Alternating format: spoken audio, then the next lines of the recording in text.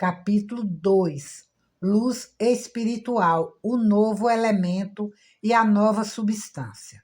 No ano passado, nosso curso de Cristianismo Místico, por correspondência, começou com uma lição sobre o Natal do ponto de vista cósmico.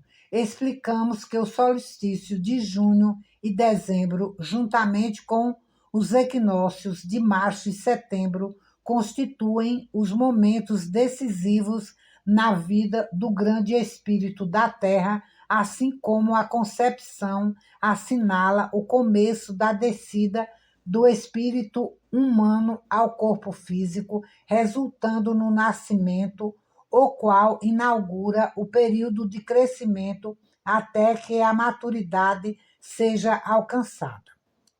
Neste ponto se inicia uma época de sobriedade e amadurecimento, juntamente com um declínio das energias físicas que terminam em morte. Este acontecimento liberta o ser humano dos tresmalhos da matéria e o conduz a um período de metabolismo espiritual, por meio do qual nossa colheita de experiências terrenas é transmutada em poderes anímicos, talentos e tendências a fim de serem multiplicados e utilizados nas vidas futuras e assim termos condições para crescer mais rica e abundantemente com tais tesouros e sermos considerados dignos como administradores fiéis para assumirmos postos cada vez mais elevados entre os servos da casa do Pai.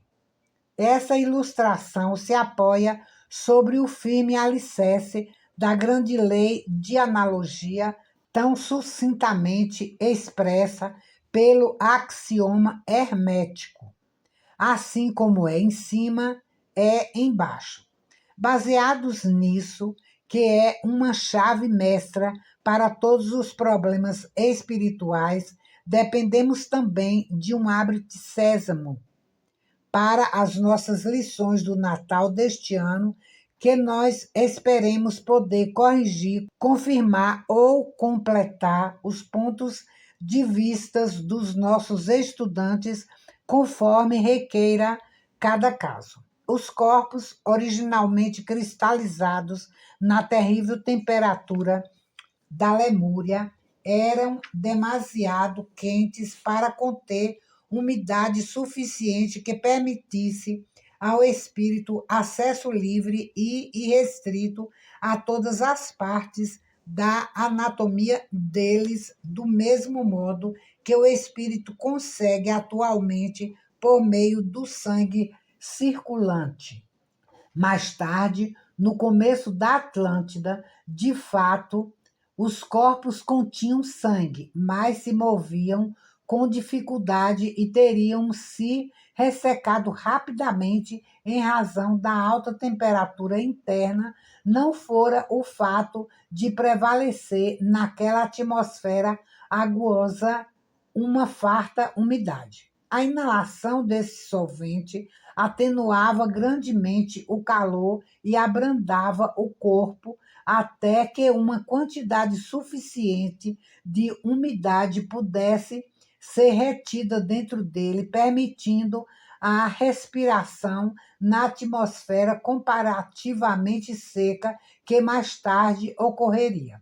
Os corpos dos primitivos atlantes eram de uma substância granulosa e fibrosa, tão diferentes dos nossos atuais tendões, também semelhantes à madeira. Contudo, com o tempo, o hábito adquirido de comer carne capacitou o ser humano a assimilar a quantidade de albumina suficiente para construir tecidos elásticos necessário à formação dos pulmões e das artérias, assim permitindo a livre circulação do sangue, conforme se verifica agora em todo o sistema humano.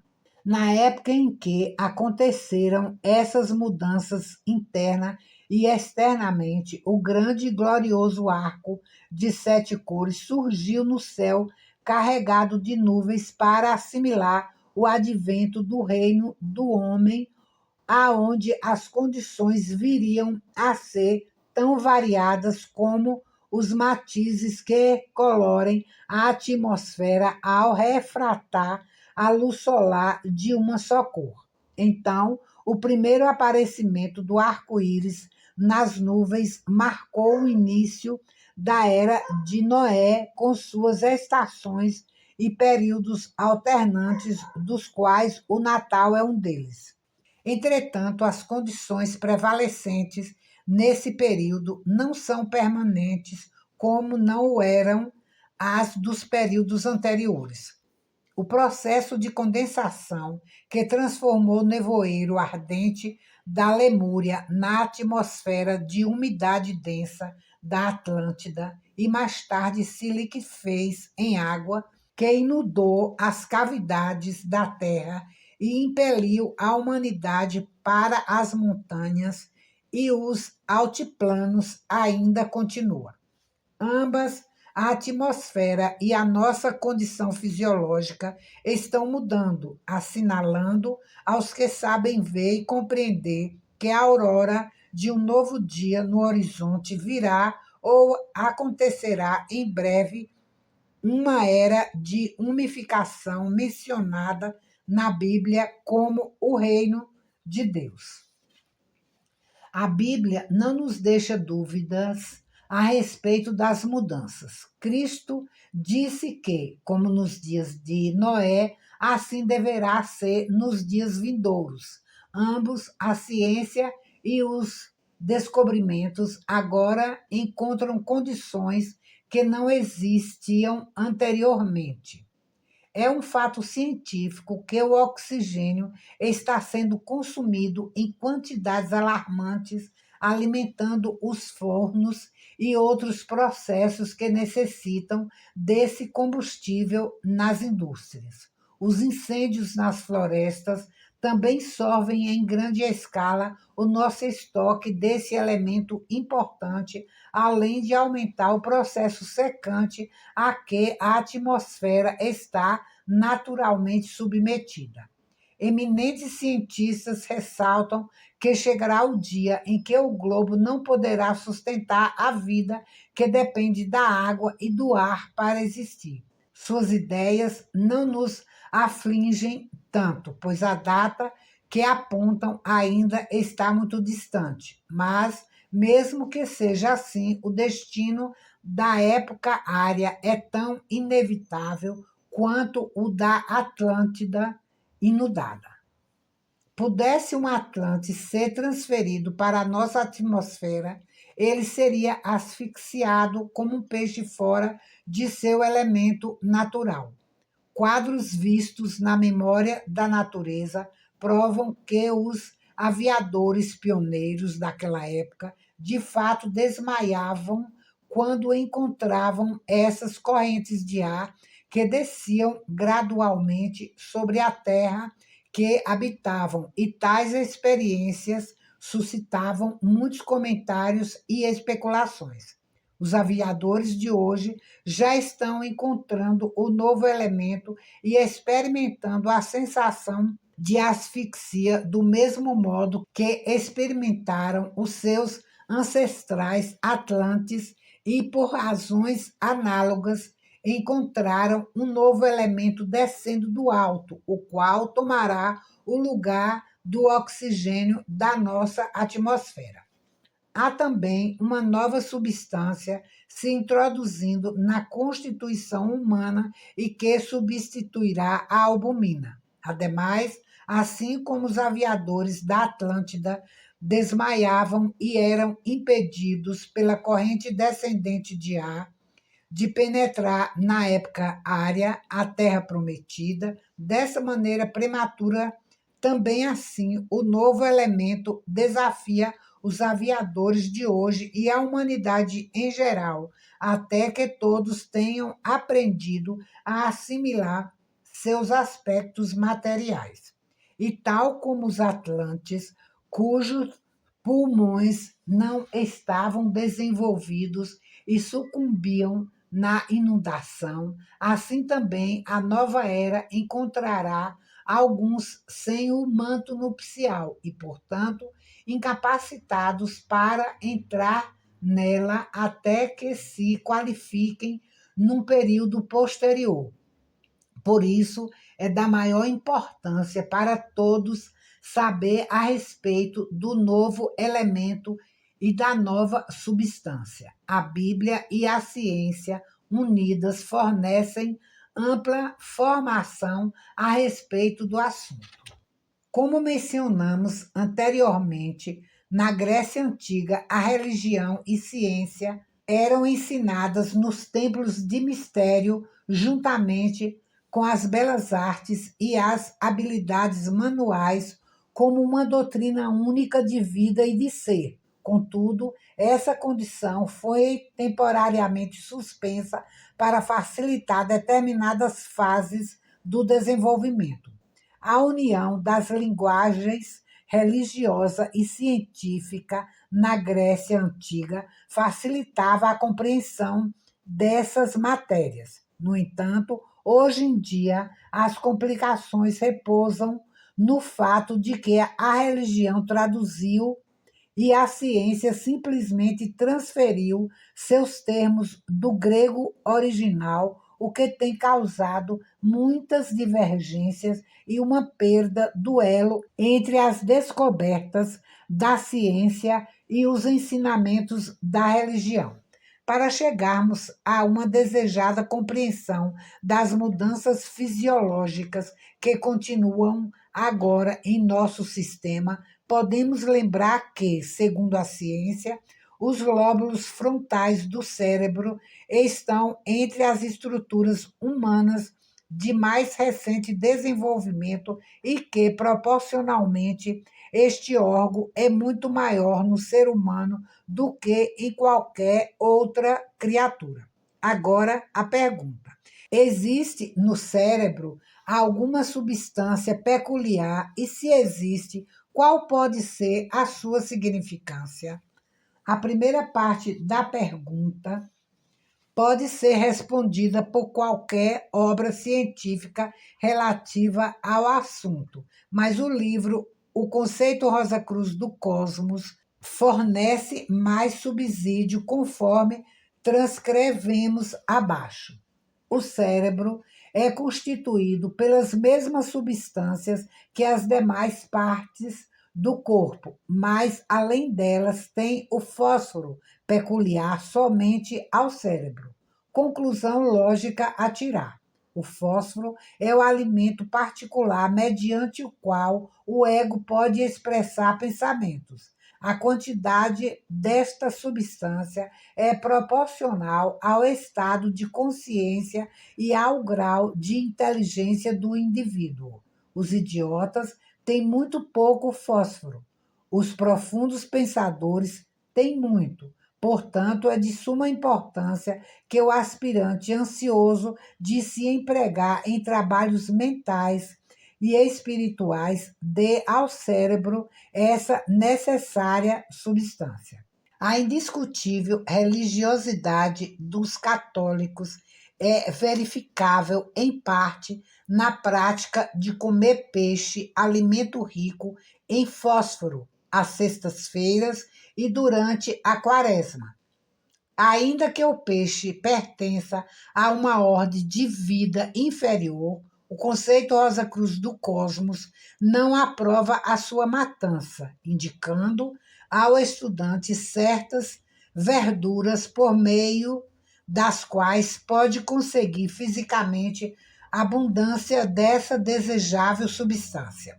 Existem outros e melhores meios para essa obtenção, embora não mencionados em o conceito Rosa Cruz do Cosmos.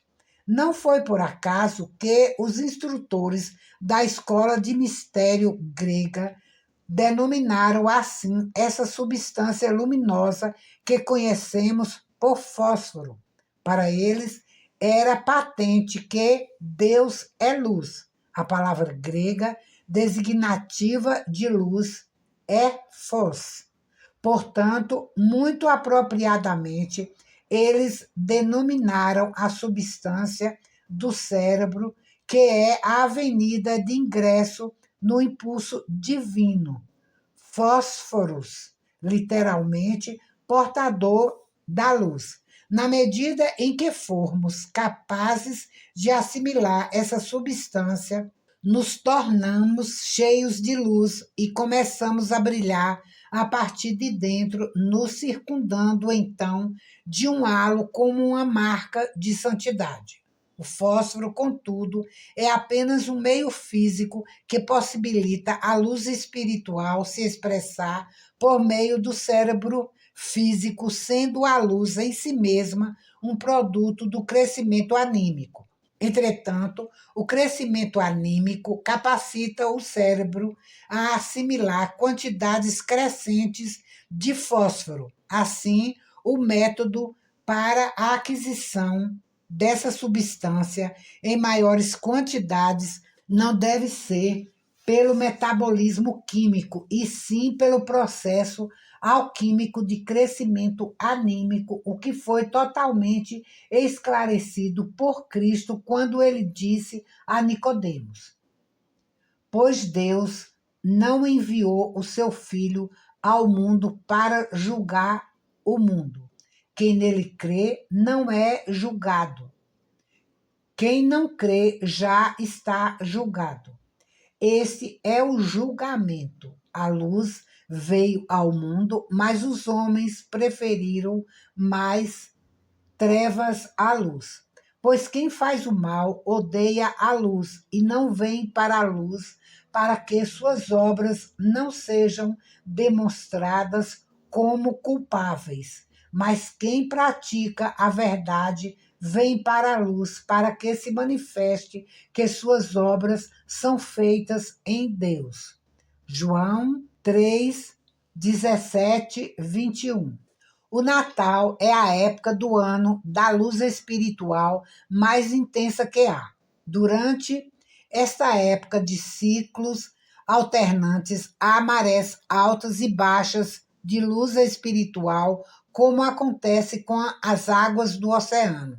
A primitiva igreja cristã marcou a concepção do mês de setembro, de modo que até hoje o evento é celebrado pela Igreja Católica quando a grande onda de vida e luz espirituais começa a sua descida na Terra. O ponto máximo de maré é alcançado no Natal, que é verdadeiramente a época santa do ano, a ocasião em que essa luz espiritual é mais facilmente contatada e especializada pelo aspirante por meio dos atos de compaixão, gentileza e amor. As oportunidades para praticar esses atos não faltam, nem mesmo para os mais pobres, porque, conforme enfatizam frequentemente os ensinamentos Rosa-Cruzes, o serviço conta mais que os auxílios financeiros, que pode até ser prejudicial a quem o recebe. Todavia, a quem muito é dado, muito será exigido. E se alguém foi abençoado com a abundância de bens do mundo, uma cuidadosa distribuição dos mesmos deveria necessariamente ser observada em qualquer oportunidade de servir. Recordemos ainda as palavras de Cristo. Em verdade vos digo, sempre que fizerdes isto a um destes meus pequeninos irmãos, a mim o fareis. Então, nós devemos segui-lo como luzes ardentes e brilhantes, mostrando o caminho para a nova era.